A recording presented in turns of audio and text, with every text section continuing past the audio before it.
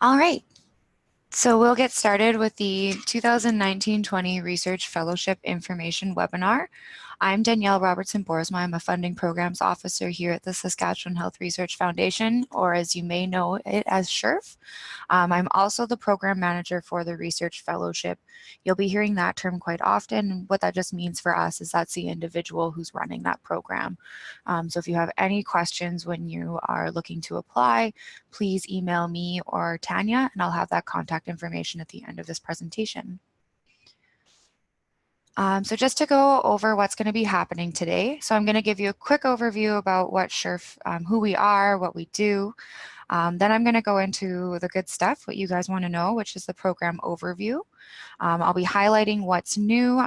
There are a couple of different things when it comes to how we apply to this application now.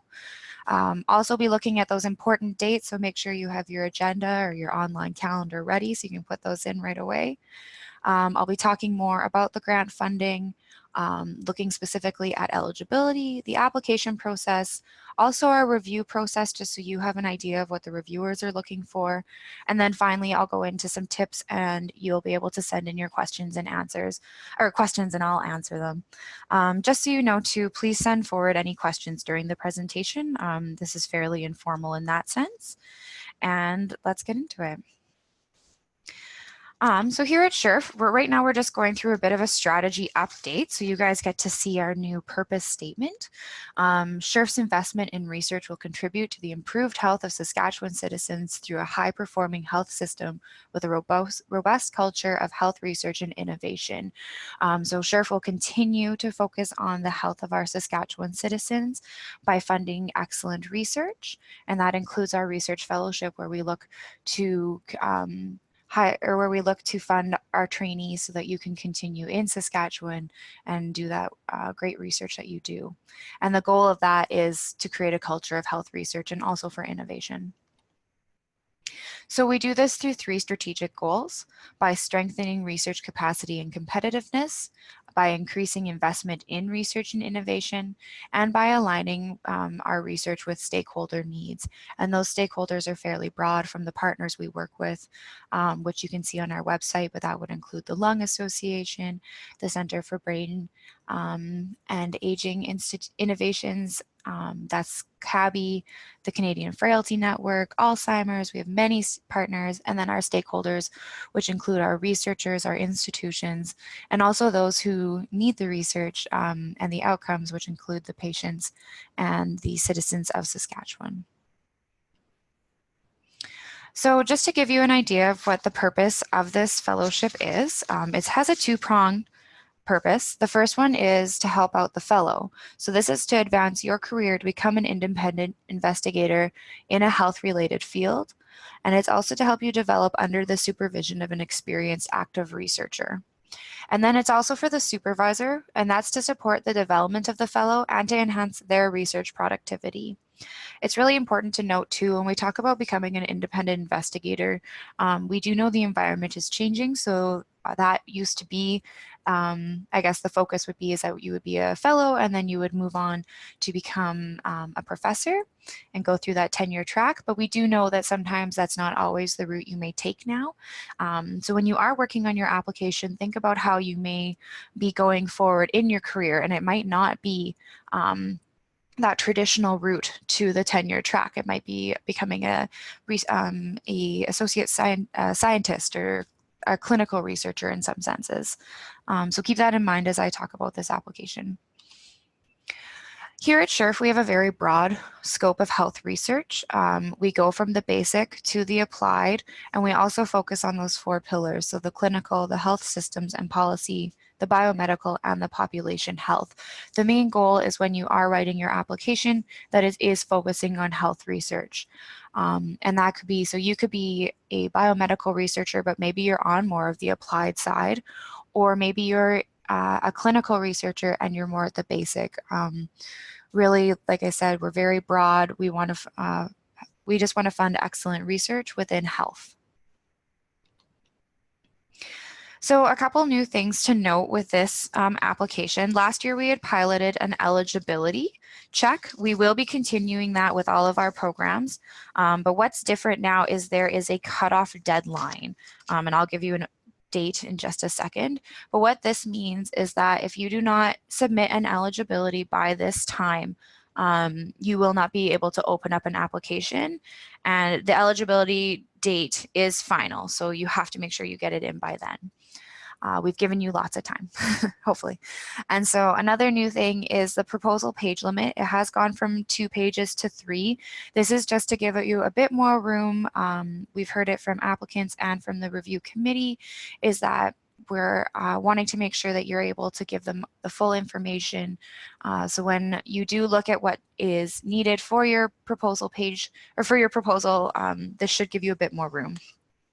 We've also changed how we add contacts. If you are a reapplicant, you know that you used to have to get a SHRF pin.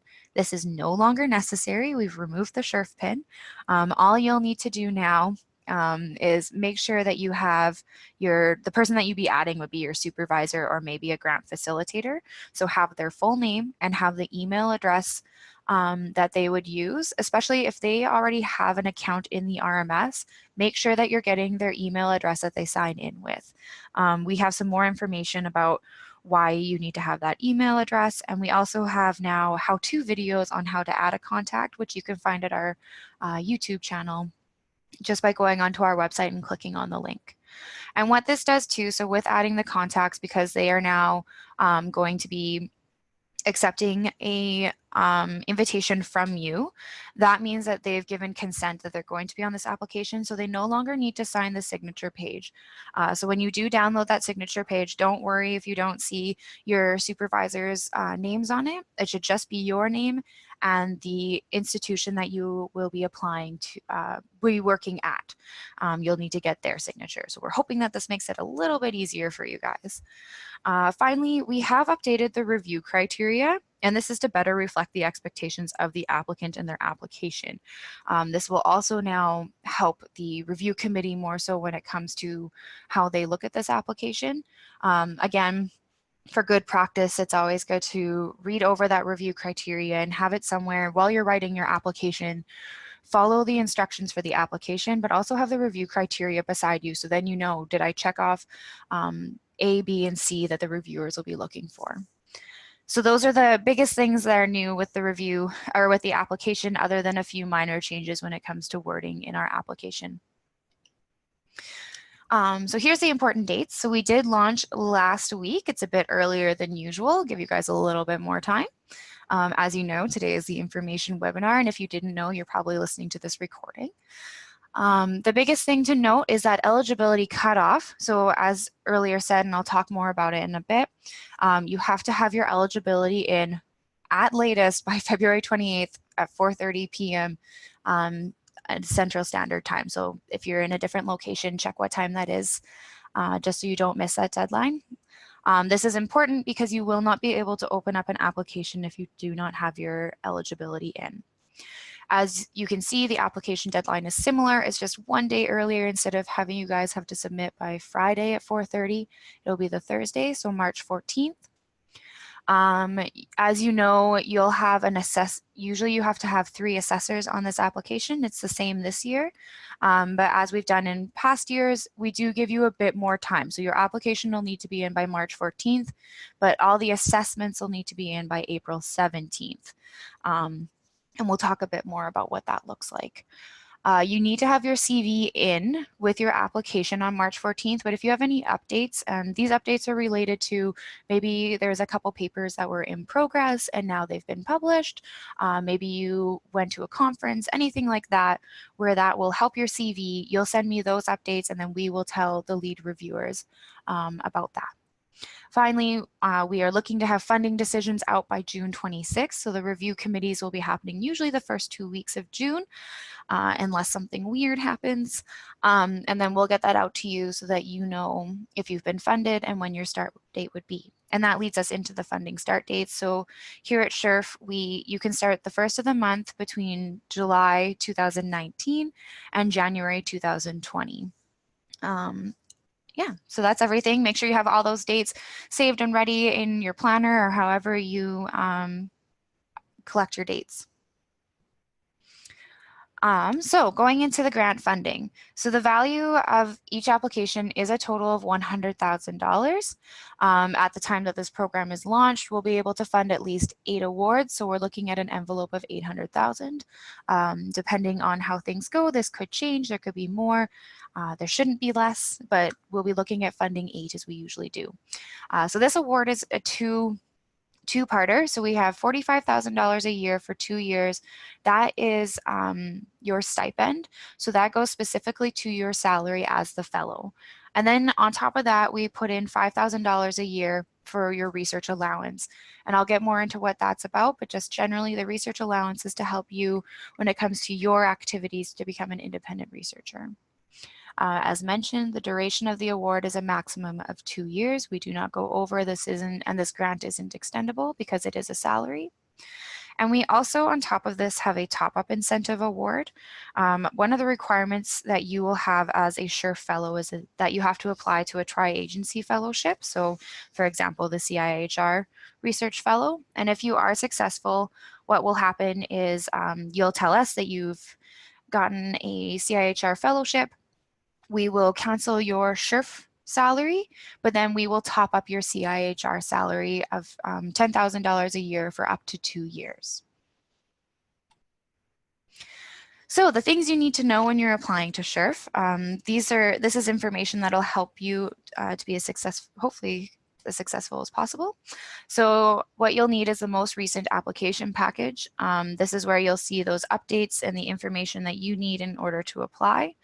That was released last week on our website. So please, if you did download anything before Wednesday, toss that one out and re-download the new one, because as I said, there are some major changes such as with the review criteria and with the adding contacts.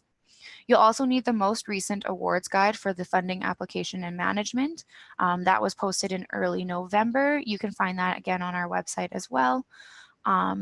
You'll need to start getting used to our research management system. So we call that the SURF RMS. We have a manual for that as well. Again, it can be found on our website. If you go to SURF.ca funding resources, this is where you'll find a lot of the information, such as our awards guide. If there's any tips or tricks, sometimes we post that up there. And also, as I said, you'll be able to find a link to our YouTube video, and that's where YouTube channel, and that's where you'll be able to find videos on how to apply. And finally, when it comes to, if you haven't found this application package yet, go to SURF.ca. It should be the second one listed now, and in that spot, you'll be able to download the application package. That's also a place where you can see if there's any other funding opportunities that might fit for you. So when it comes to eligibility, you will need to be working with a supervisor who has who works at an institution with a memorandum of understanding, otherwise known as an MOU with SURF. At this time, we have 6 institutions: the University of Regina, the University of Saskatchewan, Saskatchewan Polytechnic, St. Thomas More College. They are on the University of Saskatchewan campus. They have an MOU with us. We are still currently honoring the RQHR MOU. If you are from Saskatchewan, or if you follow any of Saskatchewan's news, you will know that we've now amalgamated all of our old health regions, and now it's one health authority. But just at this point, we are honoring the RQHR MOU. And then finally, our newest one is with Parkland College. They recently came on with us this year. So you'll want to make sure that your supervisor has an affiliation with one of these 6. So getting into the meat of this application, when it comes to eligibility for the principal applicant, so you need to make sure that you have a PhD or a health professional degree prior to taking up the award. So as of right now, I've gotten questions, does that mean that I need to have my PhD right now? You don't need it now, but you will need it by the time, if you are successful, to take up the award. So if you get a letter from us and it says that you've been successful and you're being funded by SURF and you would like to start August 1st, you need to have your PhD in hand for August 1st.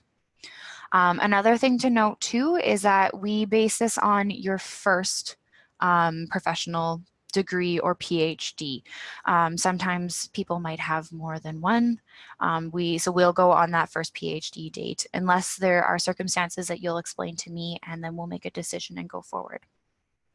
So on that note, if you already do have the degree needed, it has to be within 3 years of completing the qualifying degree at time of application. So that means, that'll be March 14th, 2019, and then you can go back 3 years from that date. So that'd be March 14th, 2016. So in between there, if you have a degree from say April 1st, 2014, unfortunately, you wouldn't be able to apply to this unless, again, if there are any circumstances that we can then take some time off, we might be able to get you into that 3 years. You will need to have Canadian immigration approval to live and work in Canada for the term of the fellowship and to have that in place before the award commences.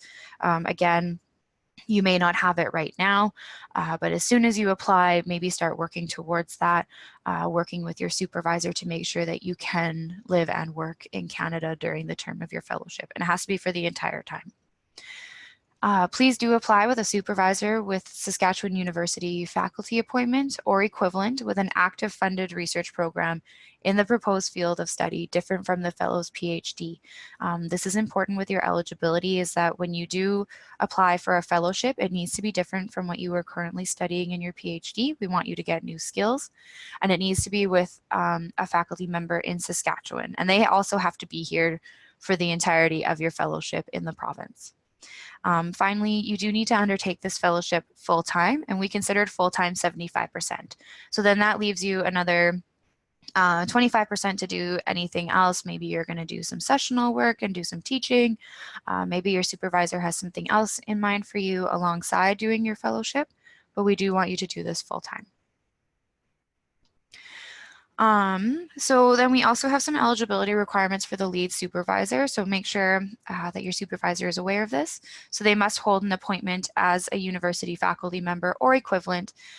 They just need to be able to supervise a trainee such as yourself. And it needs to be at a Saskatchewan institution with an MOU with SHERF. And again, as said, they have to reside in and work in Saskatchewan during the duration of the research fellowship. They also must have experience in the fellow's proposed field of study. They need to be able to supervise you and support you in the work that you're doing. And this is a reason why you may also have maybe 2 supervisors, where one has experience in the majority of the work you're doing, but maybe there is someone that has the methodology experience and they also need to be on your application. And then finally, they must have an actively funded research program that's going to cover all the expenses of the research project during the duration of the fellowship. Your fellowship is only for your salary, and it should not be spent on anything when it comes to the research project. So that's why at eligibility, we do ask if your supervisor has funding for the research project you're doing, so that they can then fund that research during the duration of your fellowship. So the applicant assessment, as I said, make sure you mark this so that you have to have all 3 assessments in by April 17th. So that is after the application deadline, but it's before the review meetings. It is the responsibility of the applicant to ensure assessments will be completed by deadline. We do try to send out a reminder to those who don't have them all about a week before the deadline, but that isn't the responsibility of SHERF, but we want to make sure that you guys do well. It's limited to 1 assessment from the proposed lab and research team. So if you're already working in the lab that you're applying with, you can have 1 assessment come from there. And an assessment cannot come from your proposed lead or co-supervisor. So your assessment may come, usually people get their PhD supervisor to give an assessment. If you've done any other academic work, maybe you have been in a lab where you're currently residing, you could get a letter from there. These people need to be able to speak to how you work within the environment, where you're at academically, and make sure that you get someone that you know can give you a positive, truthful, obviously, but a positive assessment too. You don't want to have an assessor that may, I guess, kind of sink your application. Much like when you're applying for a job, when you get your references, you want 3 people that can give you a positive reference. Finally, just so you know, so prior to the March 14th submission, you can make the changes to your assessor. So that means you can go into your application because it's in draft and you say you had an assessor, they can no longer do the assessment for you. You can remove them. But after March 14th, the application is locked down for you. So you will need to contact SHRF and we'll be able to make those changes for you. So as you can see, you'll contact Tanya. She's our RMS guru. She's knows the ins and outs of it. And in the application package, it does identify what you need to give her. So that'll include the assessor you need to remove from your application, the assessor that you'll be adding, we need the name and their email address so that we can then send it to them. So as we said, there's two components to this funding. There's your salary, and that is used to pay you. And then there's also the allowance, and this is for the direct benefit of the fellow when helping for their research career development. So this should be used, and you can sometimes think outside the box. Feel free to email me if you have questions about this, but it's to help you develop the skills that you're getting your skills when you're doing your fellowship, but then maybe there's a couple little things outside of that too. This could be traveling to scientific meetings, conferences, or workshops that are related to the research topic. Maybe there's a professional membership that you would like to be paid for, and you can use your allowance for that. And also for linkages and outreach costs that will support you with the dissemination or exchange of the research findings.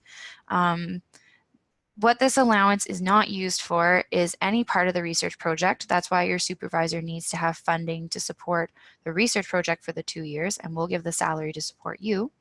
And this also isn't used for electronics. Main one that people ask for is, can I buy a computer with this allowance? Unfortunately, you cannot.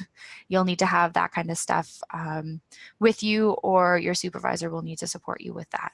This is more so for, like I said, when it comes to going to conferences or workshops or to get memberships. So the application process, with this eligibility check, we want to make sure that you guys understand why we do it. It's important for you to also know what we're looking at and that we aren't what we aren't reviewing on there. So the purpose of the eligibility check is to identify relevance to the purpose and objectives. So making sure that when you are filling your eligibility check, there will be a question asking you if you fit within the purpose of this funding opportunity. And so again, that's always at the very front of the application package in the program guide. Read through that, read through the purpose, and then write to it. So why are you applying to a research fellowship? Another purpose of this is the principal applicant eligibility check. So this is so that you don't do all of the work that you need to do for the application. We check ahead of time to make sure that you are within your 3 years, that you do have a supervisor, that there is funding, everything like that. We don't want you to do all the work and then find out that you weren't eligible. This also helps us early on to facilitate the creation of the review committee. So it kind of gives us a bit of a head start to see how many people we're going to need, what kind of expertise we're going to need, anything like that. If we have partners involved, this will also inform them of interest. So we ask a question on the eligibility check if you're interested in partner funding, and if so, who. And that then gives us a chance to tell them that maybe we have 3 applications that are interested in Alzheimer's and they might want to partner on, which then increases our envelope. Finally, this also formalizes the process of eligibility. What happens too is usually if you're good to go, we'll just give you the green light. But if there's some questions around your eligibility and we have to make a decision, that decision goes into the eligibility form, and that way the reviewers can see, so they don't question your eligibility. They can see that we've made a decision and you're allowed to go through, and then they can focus on your application. So the process is that you'll go in, you'll fill in your eligibility, you'll submit it, and then it's going to come to me, and I'll be reviewing it internally. Again, I'll just be following through to make sure that you have filled it all in and that you fulfill the eligibility requirements. This is a rolling intake and approval process. So what that means is that after this webinar, I would suggest going into the RMS and opening up that eligibility application part and then filling it in right away. And then you could submit it by Friday if you have all your ducks in a row. And then I can review it. It usually takes about a day, but if we're really busy, we have up to 3 business days to review that. And then what'll happen is one of 3 things. You've fulfilled all the requirements, and I will send you off to full application so you can start that early. There may be some questions I have, and then we'll work together so that we can get that, so that you can get to the application. Or if this isn't a funding opportunity for you, I will deny your eligibility. That doesn't usually happen. Anyway, so that's why it's a rolling intake. So start it as soon as possible, because then you get as many tries as you can up until that cutoff on February 28th. And after that, that'll be the final decision. And as it says below, multiple revisions can be submitted until February 28th. So with the review process, so as I said, there's the eligibility check, and then what happens is there's the application review. That goes to our committee, and our committee is made up of current researchers within the province and also some without the outside of the province. And that's done because within the province, they understand the landscape when it comes to research in Saskatchewan. And then we bring some outside of province reviewers just to deal with the conflict of interest so that there are enough voices in the room consistently, and that everyone has seen the applications. And then what will happen after that is they'll review all applications, and then they'll give us the funding recommendations. We go through that and we fund our highest applicants and then work our way down until the funding is depleted. So as I said, the review criteria has been updated, making sure that you are reading through that. They also have a weight to them now. So when it comes to the applicant track record, because this is about the fellow, that's been weighted the most at 50%. So you want to really make sure that anything that has to do with you, that you work quite hard on it. And this is listed on page 9 to 10 on the application package, but you just want to make sure that you're demonstrating that you have an appropriate level of productivity, and that you're showing that you have an upwards trajectory towards your productivity. You want to make sure that you have the number, importance, and breadth of the applicant's achievements, including any distinctions and awards, maybe all of the presentations that you've done in the last 5 years, funding that you've received, and any other non-traditional methods of dissemination of research findings. There's a couple other things. Make a clear explanation of how this proposed research project will support you in your career development.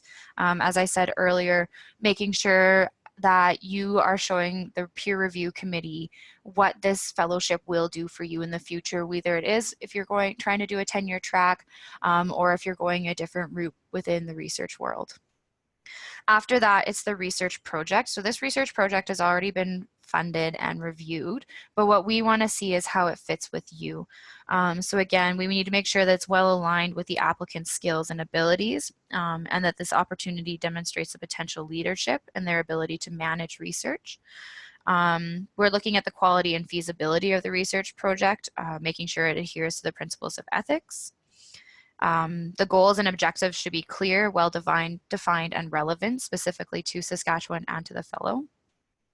You should also make sure that you have appropriate methodological approaches, a study design, and analysis plans.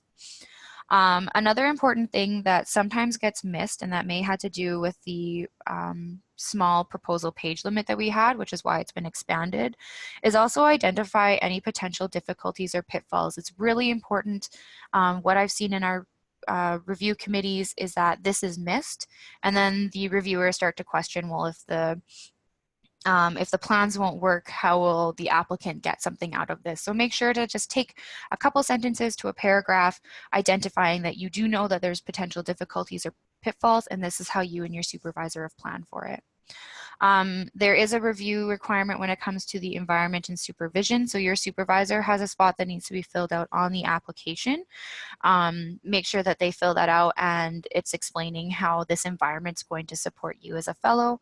Also, they have to complete a CV, and we want to see how they've supported trainees in the past, and where they're going with their supervision. And finally, on all of our applications now, there is an impact section.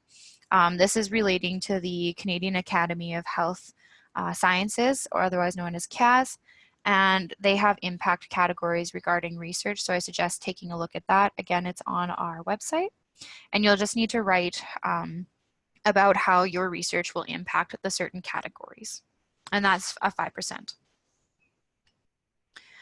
So we do have some tips when it comes to writing your application, and this is just based on past reviews that we've seen and going forward what reviewers would like to see. So make sure that you read the application package. I know it's a long one. We've actually, I think, shortened it hopefully for you guys, but especially the program guide. Go through that, make sure you understand it. When you're writing, grab the reviewer's interest. We find that in that first paragraph, that's where they start. It's like, is this, that's when they start getting excited. You want to make them excited about the work you're doing and the science that you're doing. And then you want to make your case. Why is it important? Why should this be funded? Make sure you're detailing the how. So how are you going to do the research? Again, addressing those potential bumps in the road. The best thing is to leave no questions for the reviewers. That way they're going to be very happy when they read it, and they're going to give great marks because you've shown them that this is great research.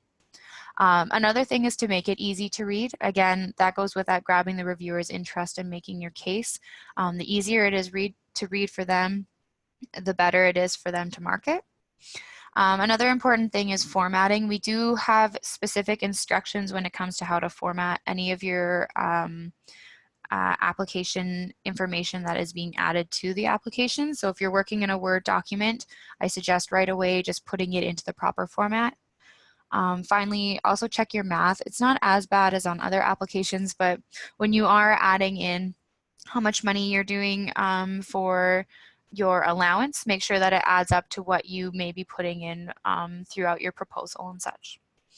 And then also field test your application. So some of the institutions that you may be at during your fellowship will have an internal review, but also maybe have a friend that's in a different area of research read it over. They should be able to get an idea of what you're trying to do, even if they are a social scientist and you're biomedical. If they can understand what you're doing, that's a good sign. Then finally, go back to the application package and make sure you have all components. After you've submitted your application, we do a screening, and we may ask for certain things, but if you're missing a page of your proposal, or maybe you forgot your references, we won't be asking for those usually. So make sure that everything is in there before you hit submit. And if you have any problems at all, please contact SHRF. So as I've been saying, just so you guys know, we do have a YouTube channel.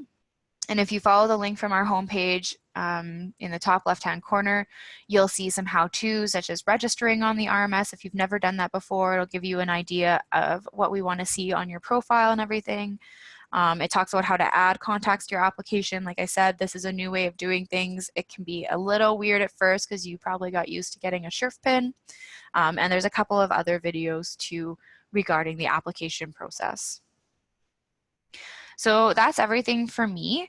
As I said, if you have any questions when it comes to the application process, please contact myself. There's my email, it's real long. Or you can contact Tanya if you have any questions regarding the RMS. Also, I'll just put a plug in for our communications. We've just created a Facebook page. Please feel free to like us and follow us on Facebook. There we post information about upcoming events, or if we've seen some great work coming out of our funded researchers, it's always nice to see what's happening there. You can also follow us on Twitter and LinkedIn, and as I said, check out our YouTube page for upcoming information. So yeah, if you guys have any questions, please use the Q&A box. Otherwise, if you want to send me an email, please do that as well. And I'll just stay on here for a couple of minutes, and if I don't see any questions, I'm going to sign off.